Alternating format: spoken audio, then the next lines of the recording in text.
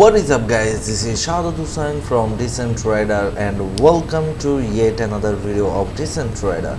আর basically আপনারা হয়তো caption দেখে বুঝে গেছেন যে আমি এখানে আজকে কেন আসছি। আর আপনারা হয়তো আমার আগের ভিডিও দেখে মাইলেজের যে প্রুফটা যে হ্যাঁ জিপি যেমন কত মাইলেজ দিতে পারে আপনাদেরকে এই ব্যাপারটা আপনারা অলরেডি অবগত হয়েছেন। তো আজকে আপনার ক্যাপশন দেখে বুঝে গেছেন যে আমি কি ব্যাপারটা নিয়ে কথা বলতে চাইতেছি বা কেন বলতে চাইতেছি, how to care your demon. আমি আজকে এই ব্যাপারটা নিয়ে কথা বলবো। আপনাদের ম্যাক্সিমামেরই একটা কোয়েশ্চেন থাকে যে ভাই আপনি আপনার বাইকটা এত সুন্দরভাবে কেয়ার করেন কীভাবে। একই সাথে হচ্ছে আপনার বাইকটা ভাই যতই চলে ঠিক সেম ব্র্যান্ড নিউ এর মতো লাগতেছে। তো এই কোয়েশ্চেনটা কেন আসে বা এই কোয়েশ্চেনের অ্যান্সারটা আজকে আমি আপনাদেরকে দিব। হ্যাঁ, এই কোয়েশ্চেনটা প্রায়ই আমার কানে আসে যে ভাই আপনার বাইকটা এত কিলো চলছে এবং এর মতো লাগে না। আপনারা হয়তো অডোমিটার দিকে তাকাইতে দেখবেন 21,100 সামথিং আমার এই বাইকটা চলতেছে। এই বাইকটা স্টিল দেখতে নিউ। হ্যাঁ, তবে এর পেছনে যে বিভিন্ন রহস্য এই ব্যাপারটা আমি আজকে উন্মোচন করবো। আপনারা সেই পর্যন্ত আমার সাথে থাকবেন এক। আর দ্বিতীয়ত হচ্ছে ফুল ভিডিও দেখবেন। ফুল ভিডিওটা যদি আপনি দেখতে পারেন তাহলে একটা বাইকের কেয়ার সম্পর্কে আপনি খুব ভালো একটা ধারণা আজকে পাবেন। আমি অলরেডি দোকানের সামনে চলে আসছি আর আমি এই দোকানে সবসময় বাইকটা ওয়াশ করি। আর ঠিক এই ছেলেটা আমার বাম পাশের এই ছেলেটা ও সবসময় আমার বাইকটা ওয়াশ করে। আর আজকেও ঠিক ওই ওয়াশ করবে। সো বেশি কথা না বলে টু দ্য পয়েন্টে চলে যাই আমি।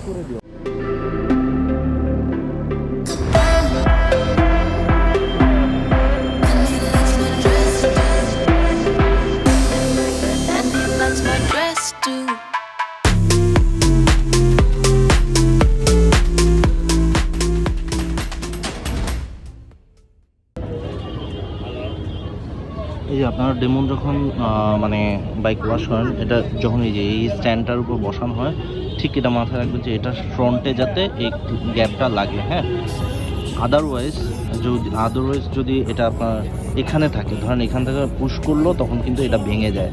ইনফ্যাক্ট আমার একটা ভাঙছে, এটা নতুন আমি লাগাইছি আর কি। আর এই যে বাইকের এই যে অবস্থা এখন দেখাচ্ছি, বাইকের অবস্থা কি।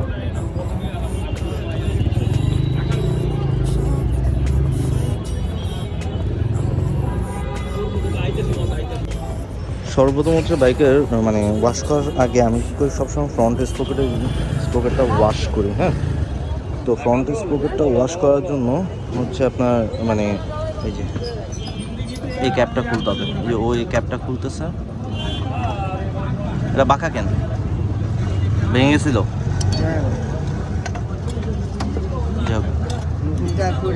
এই দেখি, এই যে আমার ফ্রন্ট স্পোকেটের এই যে নিচে এই ময়লা, এই যে দেখেন মোটামুটি ময়লা জমা হয়েছে। আমি প্রায় পরিষ্কার করি, বাট গত দেড় হাজার কিলো তো পরিষ্কার করা হয় নাই, এই জন্য জমা হয়েছে। তো যাই হোক, এগুলো এখন পরিষ্কার করবো। ভাই পরিষ্কার এই যে বাইকটা মেনটেন করার জন্য আমি অনেক কিছু নিয়ে আসি নর্মালি। এই হচ্ছে অ্যান্টিরাস্ট লুব্রিকেন্ট স্প্রে, এটাও দিয়ে হচ্ছে চেইনটা ক্লিন করে। এটা মূলত চেইন ক্লিনার, এটা দিলে চেইনটা ঝকঝক করবে। এই একটা, এটা হচ্ছে চেইন লুপ, এটা একদম শেষে ইউজ করবো। তারপর এ হচ্ছে পলিশ, এটা হচ্ছে WD-40। এটারও কাজ কি আমি আপনাদেরকে সব সরাসরি দেখাবো, আপনারা সেই ভিডিওটা শেষ পর্যন্ত দেখবেন। তো যাই হোক, প্রথমে আমাদের লাগবে হচ্ছে অ্যান্টিরাস্ট লুব্রিকেন্ট স্প্রে, এটা দিয়ে চেইনটা ক্লিন করবো আর কি। ঠিক আছে ভাই, আপনি তাহলে এটা মাথায় রাখবেন। তো বাইক ক্লিন করার আগে হচ্ছে আপনি চেইনটা ক্লিন করবেন সবসময়। এটা হচ্ছে চেইন ক্লিনার,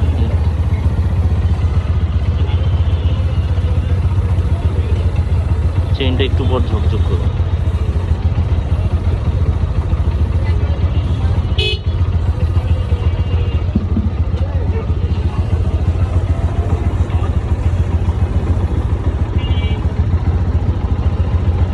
যা আছে শেষ করে ফেলেন, প্যারা না।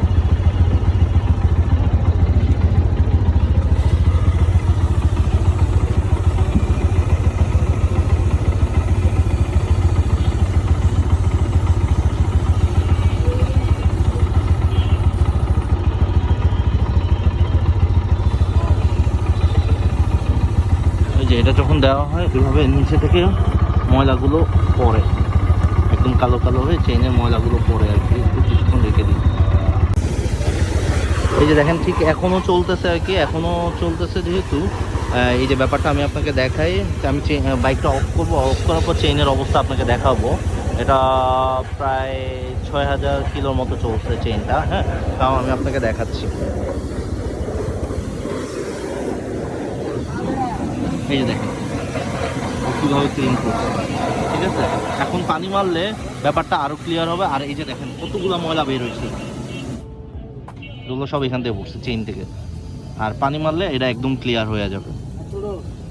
চালা ভাই, পানি প্রেশারটা একটু কমায় দেন, এটা তো নিচে আছে। আচ্ছা দেন।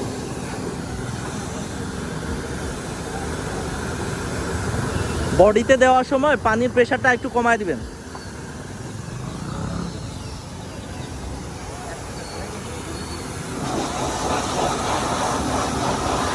এই যে দেখেন চেনটা কীভাবে ক্লিন হইতেছে, চেনটা ঠিক কীভাবে ক্লিন হইতেছে দেখেন, কি লেভেলে ময়লা পড়তেছে দেখেন।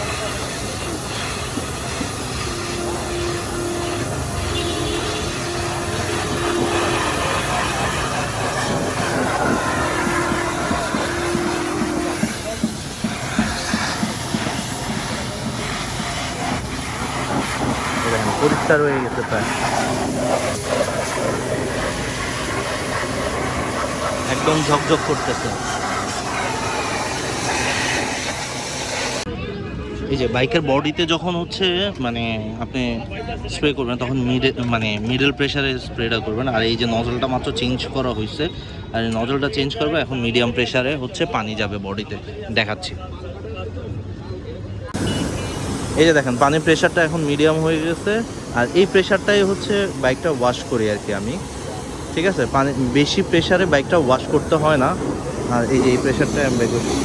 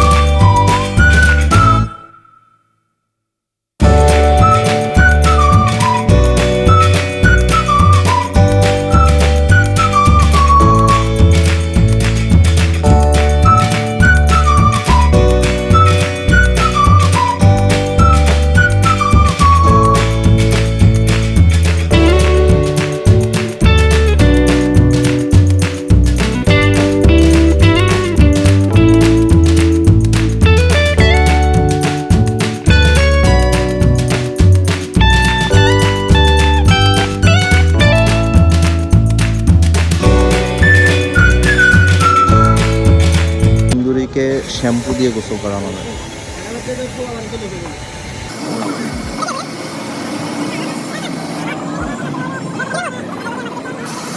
দেখেন এখন পরিষ্কার করা হইতেছে কি ফোমের উপর দিয়ে। আর এটা হচ্ছে one kind of microfibre cloth. এই মাইক্রোফাইবার ক্লথটা দিয়ে এভাবে আর কি পরিষ্কার করতে হয়। আর যখন বডিতে ইউজ করবেন, হ্যাঁ, মাইক্রোফাইবার ক্লথ ইউজ করবেন। এটা ইউজ করবেন না, থাকে না হার্ড টাইপের কোনো কম্পোনেন্ট টাইপের কাপড়গুলো ইউজ করবেন না, জাস্ট সফট মাইক্রোফাইবার ক্লথ দিয়ে এটা পরিষ্কার করবেন। আর প্রতিটা চাকা সব কিছু একদম ধরে ধরে ধরে ধরে পরিষ্কার করে আর কি। এই যে যখন হাওয়া মারা হয় এভাবে সুইচগুলো টিপে টিপে হচ্ছে হাওয়া মারতে হবে, প্রেস করে করে করে প্রতিটা এভাবে ইয়ে করতে হবে। এটা লাগবে না, এটা অলরেডি সিল করা। প্রতিটা তারপর হচ্ছে এই সাইডে, এগুলোর সাইডে এভাবে প্রেস করে করে এগুলো হাওয়া দিতে হবে, ঠিক আছে। এটা অবশ্যই মাথায় রাখবেন, আর না হলে পরে স্টিকি হয়ে যাবে, এগুলো ওয়াশের পর স্টিকি হয়ে যায়। তো এই জন্য এই ব্যাপারগুলো ধরুন মাথায় রাখতে হয় আর কি। এ হচ্ছে ওয়াশেবল সুন্দরীর প্রথম লুক।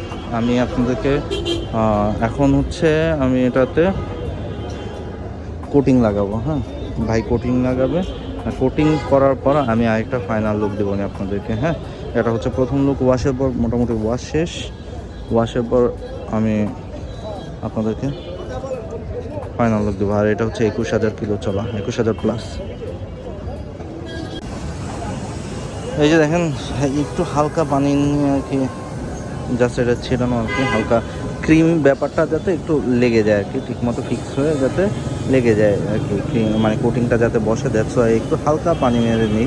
মানে অথবা আপনি হচ্ছে এটা ভিজে হালকা ভিজায় তারপর হচ্ছে কোটিংটা নিয়ে সোয়াপ করলেও হয়ে যেত, বাট আমি এভাবে করতে অভ্যস্ত, এই জন্য আমি এইভাবেই করলাম আর কি। ভাই এটা ভিতর দিয়ে দিতে হবে না, উপর দিয়ে দিন, হ্যাঁ ঠিক আছে।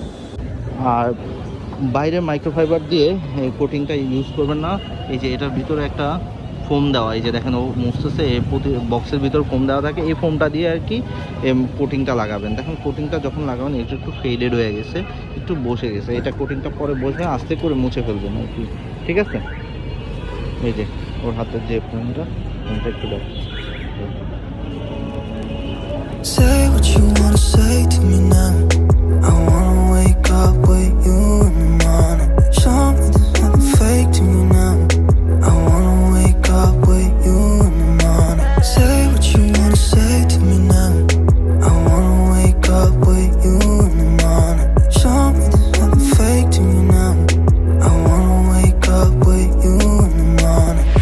Turn this room, turn it to an ocean. Let me float around. Eyes closed, like we're dreaming even when we're not. You and me got a whole other meaning, I don't know how. You and me just know how it feels when we're falling in love. Say what you wanna say to me now. I wanna wake up with you. শিফটিংটা এই যে এখন পরিষ্কার করানোর পর শিফটিংটা এত জোস লাগে, এত ভাল লাগে বলে বোঝাই পারবো না। স্টিল দুইটা জিনিস বাকি আছে, আমি দুইটা বোতল দেখছেন, একটা হচ্ছে WD-40 অ্যান্ড WD-40 এর আরেকটা হচ্ছে লুবের। এটা কীভাবে কখন ইউজ করতে হয় সব আমি বলতেছি আপনাদেরকে, আপনারা ভিডিওটা আরেকটু বাকি আছে, এটা দেখে নেন, আশা করি আপনাদের কাজে লাগবে।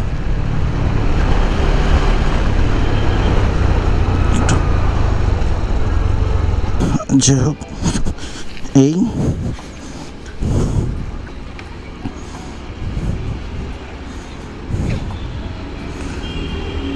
দুইটা বোতলের মধ্যে একটা হচ্ছে WD-40 একটা ছিল চেইন ক্লিনার, ওটা যেহেতু শেষ আমি ফেলে দিছি।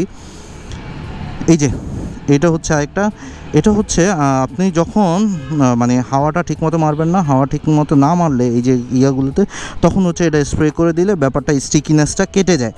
তো এটা হচ্ছে যদি রেগুলার এই ব্যাপারগুলো না করেন, মেনটেন না করেন, তখন হচ্ছে এই স্টিকিনেসটা চলে আসে, তখন এটা ইউজ করে ব্যাপারটাকে ক্লিয়ার করতে হয়। আর হচ্ছে এই যে দেখেন এই লুপ, আমি হচ্ছে বয়েজার এই লুপটা ইউজ করি। তো যাই হোক, এটা আমার এটার একটা ব্যাপার হচ্ছে এটা একটু অয়েলি, ফোম না, মানে কি একটা আছে ফোম গ্ল্যাডিয়েটর ইউজ করছিলাম, ওটা ফোম টাইপের। তো ফোমটা থেকে এইটা পারফরমেন্স ভালো পাইছি, বাট ফোমটা একটু বেশি টাইম থাকে, এটা আবার একটু কম টাইম থাকে। স্টিল আমি এটা প্রেফার করি আর কি। তো এটাতে আবার মানে ময়লার ব্যাপারটা যদি বলি, আমি প্রতিনিয়ত পরিষ্কার করি, তো মানে 1-1.5 কিলো পর পরিষ্কার করি। আমার একটা ট্যুর দিলে 1-1.5 কিলো হয়ে যায়, দ্যাটস ওয়াই আমি দেখা যায় আমার চেইন অলওয়েজ পরিষ্কার থাকে। বাট আজকেও পরিষ্কার, কতটুকু ছিল কী ছিল আপনাদেরকে সব কিছু দেখাইছি। তো এটা কখন কিভাবে ইউজ করতে হয়, যখন আমি হচ্ছে ইয়াতে রেখে দিব, গ্যারেজে রেখে দিব। তো গ্যারেজে রাখার পর হচ্ছে রাখার আগে দিয়ে আমি হচ্ছে লুপটা করে নিই, করে রেখে দিই। তো দেখা যায় সারা রাত ভেজে তারপর সকালবেলা বাইকটা নিয়ে আমি বের হই আর কি। সারা রাত যখন হচ্ছে এই সারা রাত ভেজে তখন হচ্ছে চেইনটা হচ্ছে শিফটিং প্লাস হচ্ছে চেইনের যে পিনিয়াম বরাবর যে বাইটগুলো, এগুলো ভালো ভালো পাওয়া যায় আর কি। তো আমার কাছে আর কি আমি এভাবে ইউজ করি, আপনারা এভাবে ইউজ করতে পারেন, তাহলে হচ্ছে বাইকটা আপনার ভালো থাকবে আর কি। ঠিক আছে, যাই হোক, মানে এখন ব্যাপারটা হচ্ছে এই যে আপনার বাইকের গ্লেজটা দেখতেছেন, আমি আপনাদেরকে সিনেমেটিক শটের মাধ্যমে বাইকের গ্লেজটা এবং মানে 21,000 কিলো হওয়ার পর একটা বাইক কতটুকু ক্লিয়ার থাকতে পারে সেটাই আমি আপনাদেরকে দেখাবো আর কি। বাট আপনারা দেখতেছেন অলরেডি, ব্যাপারটা দেখানোর কিছু নাই। বাট এইভাবে আর কি একটা বাইকের কেয়ার করতে হয়, আর আমি এভাবে করি, আপনারা এভাবে করতে পারেন আর কি। Total processing A to Z আমি আপনাদেরকে সব কিছু দেখাইছি। তো এখন সিনেমেটিক ফুটেজ দেখেন, আর এটাই লাস্ট আজকে। আর নেক্সট ভিডিওতে আমার সাথে থাকবেন। আর যদি আপনার মনে হয় যে কোনো কোয়েশ্চেন আছে, কোয়েরি আছে, দেন অবশ্যই ডেফিনেটলি আমাকে নক দিবেন। আমি আপনাদেরকে সব কিছু বোঝানোর ট্রাই করবো বা বলার ট্রাই করবো। আমি যদি জানি আমি আপনাদেরকে অবশ্যই বলবো। যাই হোক, দেখা হবে পরের ভিডিওতে। ভালো থাকবেন, ভালো রাখবেন। আর যদি আমার ভিডিওটি ভালো লেগে থাকে তাহলে সাবস্ক্রাইব করবেন। ঠিক আছে, আল্লাহ হাফেজ।